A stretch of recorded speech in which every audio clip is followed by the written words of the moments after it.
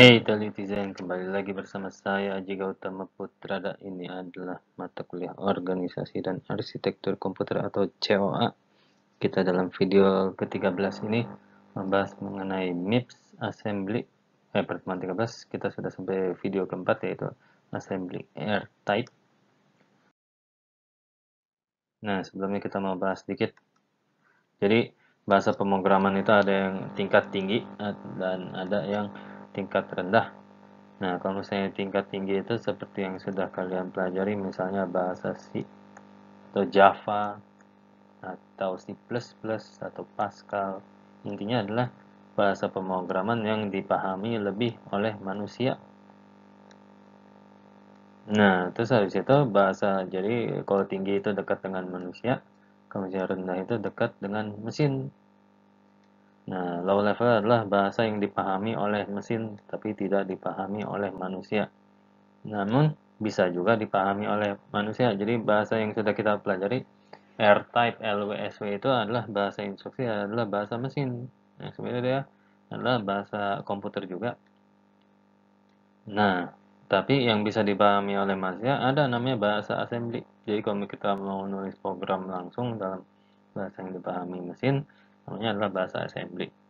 Jadi dari bahasa C ke bahasa mesin biasanya kita sebut dengan proses compile. Nah, kalian pasti sudah pernah dengar. Jadi ketika kalian membuat program terus kalian melakukan compile, itu sebenarnya lagi mengubah program yang kalian buat dari dipahami manusia jadi dipahami mesin. Seperti itu. Nah, sekarang kita mau belajar gimana cara mengubah bahasa instruksi menjadi bahasa assembly.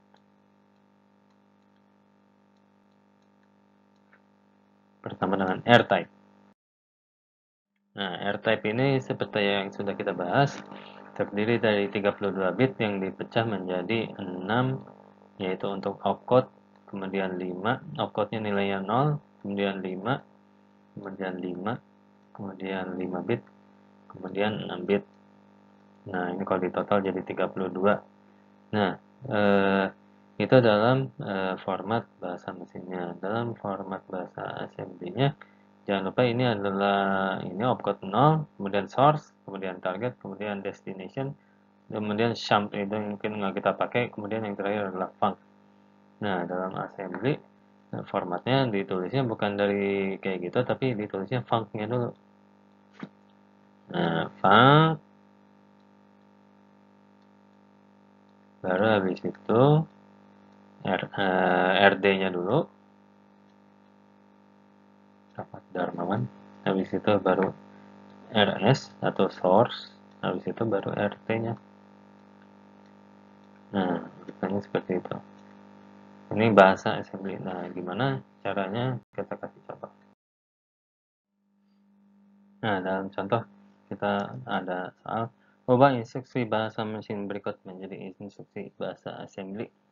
Nah, nilainya adalah 010A5820. Langkah pertama apa yang kita lakukan? Kita ubah menjadi biner dulu. 0, 0, 0, 0, 0, 0, 1, 1, salah. Tun, tun, 0, 0, 0, 0, 1, 0, 1, 0, 0, 1, 0, 1, 1, 0, 0, 0, 0, 0, 1, 0, 0, 0, 0. Nah, langkah kedua adalah memenggal. Jadi ini R-type, kita udah tahu penggalannya 6554. 6, 5,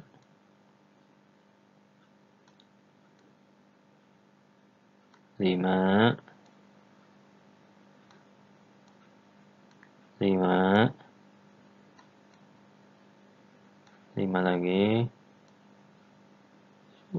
dan terakhir 6. Nah, kita sudah mendapatkan nilai-nilainya. Ini adalah opcode, ini adalah source, ini adalah target, ini adalah destination, dan ini adalah func. Nah, ini yang penting-penting, nanti kita bahas lagi di video berikutnya. Ya, itu adalah akhir dari video keempat. Dalam video ini kita berhasil membahas bahasa mesin itu apa, dan bahasa assembly itu apa, dan kita sudah sedikit membahas mengenai R-Type. Di video berikutnya kita akan menyelesaikan contoh soal R-Type kita dan melanjutkan ke LW.